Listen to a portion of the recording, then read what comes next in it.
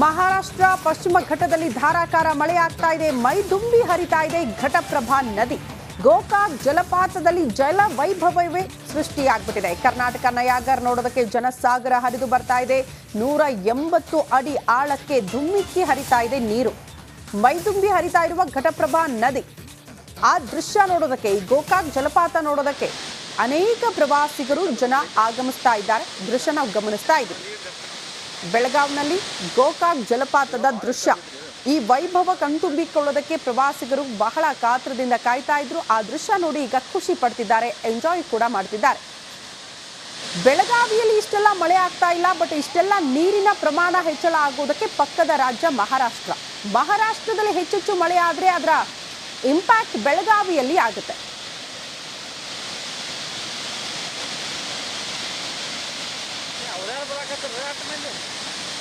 ಘಟ್ಟ ಪ್ರದೇಶದಲ್ಲಿ ನಿರಂತರವಾಗಿ ಮಳೆ ಆಗ್ತಿದೆ. ಹಾಗಾಗಿ ಗೋಕಾಕ್ ಫಾಲ್ಸ್ ಮೈದುಂಬಿ ಹರಿತಾ ಇದೆ. ಸದ್ಯ ನಾನಿರುವಂತಹ ಸ್ಥಳ ಗೋಕಾಕ್ನ ಹೊರವಲಯದಲ್ಲಿ ಇರುವಂತಹ ಏನು ಗೋಕಾಕ್ ಜಲಪಾತದ ಮುಂಭಾಗದಲ್ಲಿ ಈ ದೃಶ್ಯವನ್ನು ತೋರಿಸ್ತಾ ಹೋಗ್ತೇನೆ.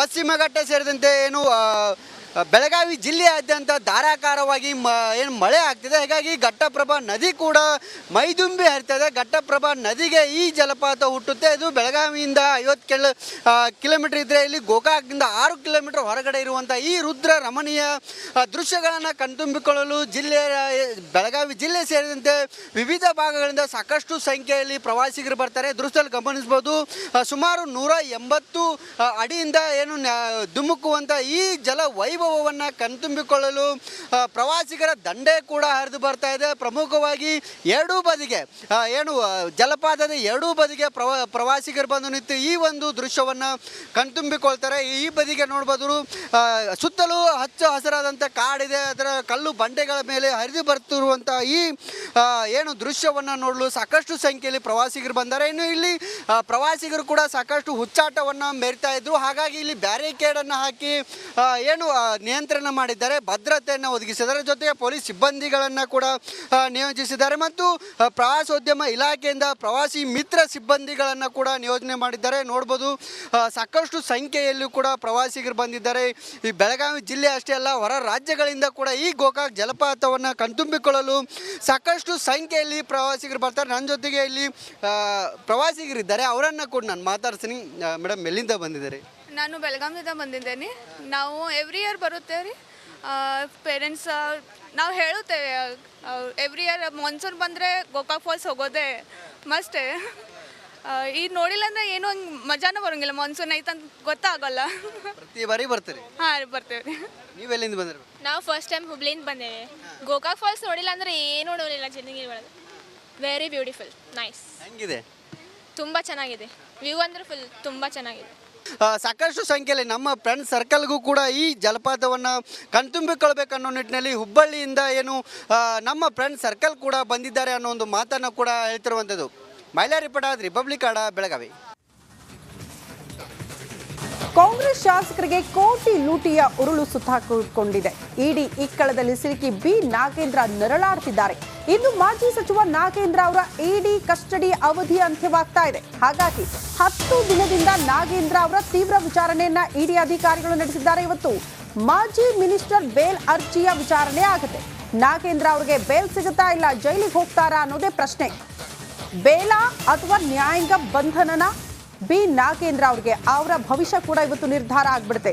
ಪ್ರಮುಖವಾಗಿ ಇಡಿ ವಿಚಾರಣೆಯಲ್ಲಿ ಒಂದಷ್ಟು ಅಂಶಗಳು, ಬಿ ನಾಗೇಂದ್ರ ಅವರ ಪಾತ್ರದ ವಿಚಾರಕ್ಕೆ ಸಂಬಂಧಪಟ್ಟಂತೆ 20 ಕೋಟಿ ಹಣ ಚುನಾವಣೆಗೆ ಖರ್ಚಾಗಿದೆ. ಅದು ಕೂಡ ಚುನಾವಣೆಯ ಎಣ್ಣೆ ಖರೀದಿಗೆ ಕೊಟ್ಟಿದ್ದಾರೆ ಅನ್ನುವಂಥದ್ದು ಬಹಳ ಸ್ಪಷ್ಟವಾಗಿದೆ ವಿಚಾರಣೆಯ ಸಂದರ್ಭದಲ್ಲಿ.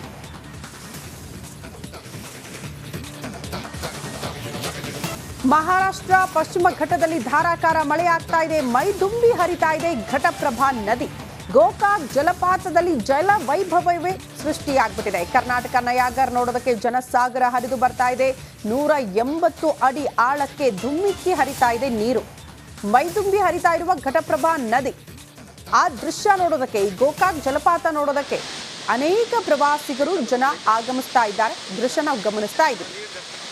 ಬೆಳಗಾವಿನಲ್ಲಿ ಗೋಕಾಕ್ ಜಲಪಾತದ ದೃಶ್ಯ, ಈ ವೈಭವ ಕಣ್ತುಂಬಿಕೊಳ್ಳೋದಕ್ಕೆ ಪ್ರವಾಸಿಗರು ಬಹಳ ಕಾತ್ರದಿಂದ ಕಾಯ್ತಾ ಇದ್ರು. ಆ ದೃಶ್ಯ ನೋಡಿ ಈಗ ಖುಷಿ ಪಡ್ತಿದ್ದಾರೆ, ಎಂಜಾಯ್ ಕೂಡ ಮಾಡ್ತಿದ್ದಾರೆ. ಬೆಳಗಾವಿಯಲ್ಲಿ ಇಷ್ಟೆಲ್ಲ ಮಳೆ ಆಗ್ತಾ ಇಲ್ಲ, ಬಟ್ ಇಷ್ಟೆಲ್ಲ ನೀರಿನ ಪ್ರಮಾಣ ಹೆಚ್ಚಳ ಆಗೋದಕ್ಕೆ ಪಕ್ಕದ ರಾಜ್ಯ ಮಹಾರಾಷ್ಟ್ರದಲ್ಲಿ ಹೆಚ್ಚೆಚ್ಚು ಮಳೆ ಆದರೆ ಅದರ ಇಂಪ್ಯಾಕ್ಟ್ ಬೆಳಗಾವಿಯಲ್ಲಿ ಆಗುತ್ತೆ.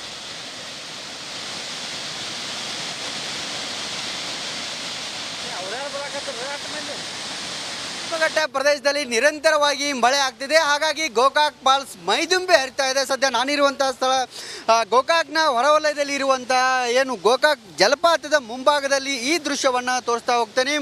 ಪಶ್ಚಿಮ ಘಟ್ಟ ಸೇರಿದಂತೆ ಏನು ಬೆಳಗಾವಿ ಜಿಲ್ಲೆಯಾದ್ಯಂತ ಧಾರಾಕಾರವಾಗಿ ಏನು ಮಳೆ ಆಗ್ತಿದೆ. ಹೀಗಾಗಿ ಘಟ್ಟಪ್ರಭಾ ನದಿ ಕೂಡ ಮೈದುಂಬಿ ಹರಿತಾ ಇದೆ. ಘಟ್ಟಪ್ರಭಾ ನದಿಗೆ ಈ ಜಲಪಾತ ಹುಟ್ಟುತ್ತೆ. ಇದು ಬೆಳಗಾವಿಯಿಂದ 50 ಕಿಲೋಮೀಟರ್ ಇದ್ದರೆ ಇಲ್ಲಿ ಗೋಕಾಕ್ನಿಂದ 6 ಕಿಲೋಮೀಟರ್ ಹೊರಗಡೆ ಇರುವಂಥ ಈ ರುದ್ರ ರಮಣೀಯ ದೃಶ್ಯಗಳನ್ನು ಕಣ್ತುಂಬಿಕೊಳ್ಳಲು ಬೆಳಗಾವಿ ಜಿಲ್ಲೆ ಸೇರಿದಂತೆ ವಿವಿಧ ಭಾಗಗಳಿಂದ ಸಾಕಷ್ಟು ಸಂಖ್ಯೆಯಲ್ಲಿ ಪ್ರವಾಸಿಗರು ಬರ್ತಾರೆ. ದೃಶ್ಯದಲ್ಲಿ ಗಮನಿಸ್ಬೋದು, ಸುಮಾರು 180 ಅಡಿಯಿಂದ ಏನು ಧುಮುಕುವಂಥ ಈ ಜಲ ವೈಭವವನ್ನು ಕಣ್ತುಂಬಿಕೊಳ್ಳಲು ಪ್ರವಾಸಿಗರ ದಂಡೆ ಕೂಡ ಹರಿದು ಬರ್ತಾ ಇದೆ. ಪ್ರಮುಖವಾಗಿ ಎರಡೂ ಬದಿಗೆ ಏನು ಜಲಪಾತದ ಎರಡೂ ಬದಿಗೆ ಪ್ರವಾಸಿಗರು ಬಂದು ನಿಂತು ಈ ಒಂದು ದೃಶ್ಯವನ್ನು ಕಣ್ತುಂಬಿಕೊಳ್ತಾರೆ. ಈ ಬದಿಗೆ ನೋಡ್ಬೋದು, ಸುತ್ತಲೂ ಹಚ್ಚ ಹಸಿರಾದಂಥ ಕಾಡಿದೆ. ಅದರ ಕಲ್ಲು ಬಂಡೆಗಳ ಮೇಲೆ ಹರಿದು ಬರ್ತಿರುವಂಥ ಈ ಏನು ದೃಶ್ಯವನ್ನು ನೋಡಲು ಸಾಕಷ್ಟು ಸಂಖ್ಯೆಯಲ್ಲಿ ಪ್ರವಾಸಿಗರು ಬಂದ್ದಾರೆ. ಇನ್ನು ಇಲ್ಲಿ ಪ್ರವಾಸಿಗರು ಕೂಡ ಸಾಕಷ್ಟು ಹುಚ್ಚಾಟವನ್ನು ಮೆರಿತಾ ಇದ್ರು. ಹಾಗಾಗಿ ಇಲ್ಲಿ ಬ್ಯಾರಿಕೇಡನ್ನು ಹಾಕಿ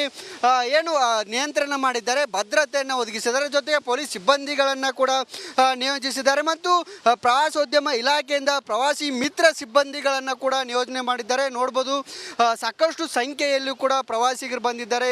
ಈ ಬೆಳಗಾವಿ ಜಿಲ್ಲೆ ಅಷ್ಟೇ ಅಲ್ಲ, ಹೊರ ರಾಜ್ಯಗಳಿಂದ ಕೂಡ ಈ ಗೋಕಾಕ್ ಜಲಪಾತವನ್ನು ಕಣ್ತುಂಬಿಕೊಳ್ಳಲು ಸಾಕಷ್ಟು ಸಂಖ್ಯೆಯಲ್ಲಿ ಪ್ರವಾಸಿಗರು ಬರ್ತಾರೆ. ನನ್ನ ಜೊತೆಗೆ ಇಲ್ಲಿ ಪ್ರವಾಸಿಗರಿದ್ದಾರೆ, ಅವರನ್ನು ಕೂಡ ನಾನು ಮಾತಾಡ್ತೀನಿ. ಮೇಡಮ್, ಎಲ್ಲಿಂದ ಬಂದಿದ್ದಾರೆ? ನಾನು ಬೆಳಗಾವಿಯಿಂದ ಬಂದಿದ್ದೇನೆ. ನಾವು ಎವ್ರಿ ಇಯರ್ ಬರುತ್ತೇವೆ ರೀ. ಪೇರೆಂಟ್ಸ್ ನಾವು ಹೇಳುತ್ತೇವೆ ಎವ್ರಿ ಇಯರ್ ಮಾನ್ಸೂನ್ ಬಂದರೆ ಗೋಕಾಕ್ ಫಾಲ್ಸ್ ಹೋಗೋದೇ ಮಸ್ಟೇ. ಈಗ ನೋಡಿಲ್ಲ ಅಂದರೆ ಏನೂ ಹಂಗೆ ಮಜಾನೂ ಬರೋಂಗಿಲ್ಲ. ಮಾನ್ಸೂನ್ ಐತಂತ ಗೊತ್ತಾಗಲ್ಲ. ಪ್ರತಿ ಬಾರಿ ಬರ್ತೀರಿ? ಹಾಂ, ಬರ್ತೇವೆ ರೀ. ನೀವು ಎಲ್ಲಿಂದ ಬಂದ್ರಿ? ನಾವು ಫಸ್ಟ್ ಟೈಮ್ ಹುಬ್ಳಿಯಿಂದ ಬಂದೇವೆ.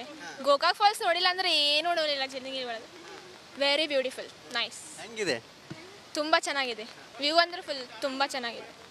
ಸಾಕಷ್ಟು ಸಂಖ್ಯೆಯಲ್ಲಿ ನಮ್ಮ ಫ್ರೆಂಡ್ ಸರ್ಕಲ್ಗೂ ಕೂಡ ಈ ಜಲಪಾತವನ್ನು ಕಣ್ತುಂಬಿಕೊಳ್ಬೇಕನ್ನೋ ನಿಟ್ಟಿನಲ್ಲಿ ಹುಬ್ಬಳ್ಳಿಯಿಂದ ಏನು ನಮ್ಮ ಫ್ರೆಂಡ್ ಸರ್ಕಲ್ ಕೂಡ ಬಂದಿದ್ದಾರೆ ಅನ್ನೋ ಒಂದು ಮಾತನ್ನು ಕೂಡ ಹೇಳ್ತಿರುವಂಥದ್ದು.